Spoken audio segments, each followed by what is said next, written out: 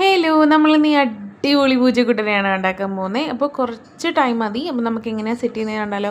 First ഇത് ഇതുപോലൊരു sheet paper എടുക്കുന്നുണ്ട്. അതിന് ശേഷം നിങ്ങൾക്ക് ഇഷ്ടമുള്ള ഇപ്പോൾ പൂച്ചക്കുട്ടൻ തന്നെ വേണമെന്നില്ല, നിങ്ങൾക്ക് ഇഷ്ടമുള്ള ഇമേജ് ചെയ്താന്ന് വെച്ചാൽ ട്രേസ് ഔട്ട് ചെയ്യാം.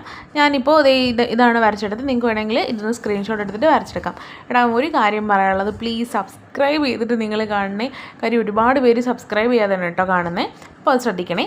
ഇനി നമ്മൾ ഇതുപോലെ ഒന്ന് കട്ട് ചെയ്തെടുക്കുന്നുണ്ട്.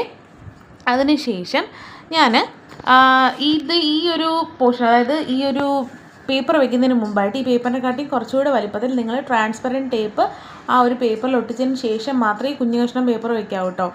കാര്യം ഇങ്ങനെ ചെയ്തപ്പോൾ ഫസ്റ്റ് എനിക്ക് നല്ലോണം മൂവ് ആയില്ല, ഐസൊന്നും മൂവ് ആയില്ല. അതിനുശേഷം ഞാൻ വീണ്ടും ഇളക്കിയിട്ട് വീണ്ടും ചെയ്തപ്പോഴാണ് എനിക്ക് കിട്ടിയത്. അപ്പോൾ അതിനുശേഷം ഞാൻ പറഞ്ഞ പോലെ ട്രാൻസ്പെറൻറ്റ് ടേപ്പൊക്കെ വെച്ചിട്ട് 2 കണ്ണൂടെ വരയ്ക്കുമ്പോൾ ഇതുപോലെ അടിപൊളി ഒരു പൂച്ചക്കുട്ടിനെ കിട്ടും. അതുപോലെ ഇഷ്ടപ്പെട്ടാൽ ലൈക്ക് ചെയ്യുക, കമൻറ്റ് ചെയ്യുക, അതുപോലെ ചാനൽ സബ്സ്ക്രൈബ് ചെയ്ത് സപ്പോർട്ട് ചെയ്യണേ. ബൈ.